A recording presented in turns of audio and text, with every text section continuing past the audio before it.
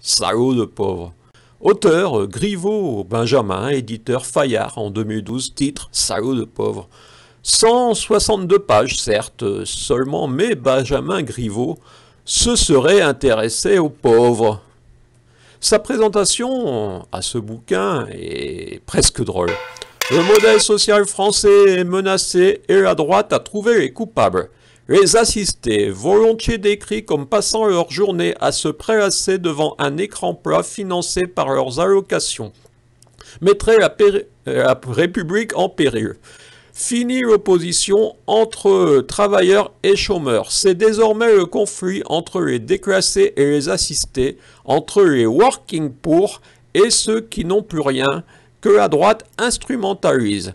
Quant à la gauche, elle se laisse une nouvelle fois dicter les termes du débat. Élu de terrain et expert des questions sociales, Benjamin Griveaux veut faire un sort aux caricatures. Non, les bénéficiaires de minima sociaux ne gagnent pas plus en restant chez eux qu'en allant travailler. Non, la France n'est pas, et de loin, le pays européen le plus généreux avec les personnes défavorisées. Non, les étrangers ne c'est vrai que c'est drôle de lire ça comme si c'était du Benjamin Griveaux. Non, les étrangers ne débarquent pas par milliers pour bénéficier de notre système d'aide sociale. Dénonçant le choix français de la pauvreté, il ouvre le débat sur la place des droits de l'homme pauvre dans une république construite autour de la solidarité et non de la charité. Il propose 6 mesures concrètes et inédites pour refonder notre État-providence à bout de souffle et dessine ainsi les contours d'un État d'investissement social performant. Benjamin Griveaux a 34 ans, ancien élève de l'IEP de Paris et d'HEC. Il est vice-président socialiste, oui, c'est écrit, du Conseil général de Saône-et-Loire et du Grand Chalon et conseiller de la Fondation Jean Jaurès sur les questions sociales. Voilà, c'était avant sa rencontre, avec Emmanuel Macron.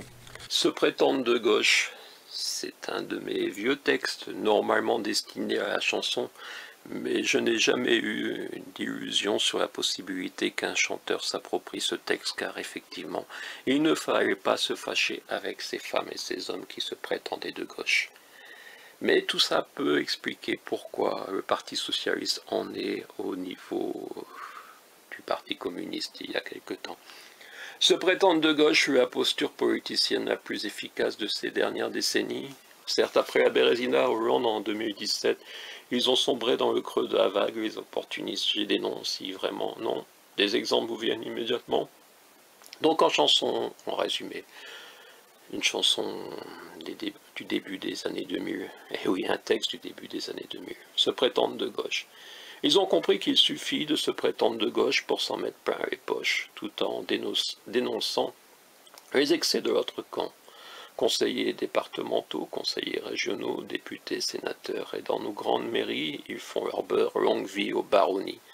Comme ça, on jette l'étiquette « Moi, je suis de la bonne gauche », les autres, leurs pensées sont moches. Donnez-moi du temps, vous verrez que j'aime les gens. Conseillers départementaux, conseillers régionaux, députés, sénateurs, et dans nos grandes villes, ils font leur beurre, longue vie aux baronnies. On sait tous ça, mais tais-toi, c'est mieux cette fausse petite gauche, même quand le pantin n'est qu'une cloche. Faut choisir son camp, fermer les yeux bien souvent.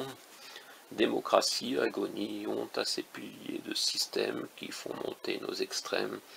Tolérer ces gens, c'est se détruire lentement, conseillers départementaux, conseillers régionaux, députés, sénateurs, et dans nos grandes mairies, ils font leur beurre longue vie aux baronnies.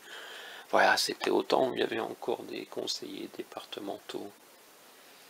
Mais voilà, démocratie à l'agonie, mais ça continue avec d'autres. On a l'impression que vraiment ils cherchent la catastrophe.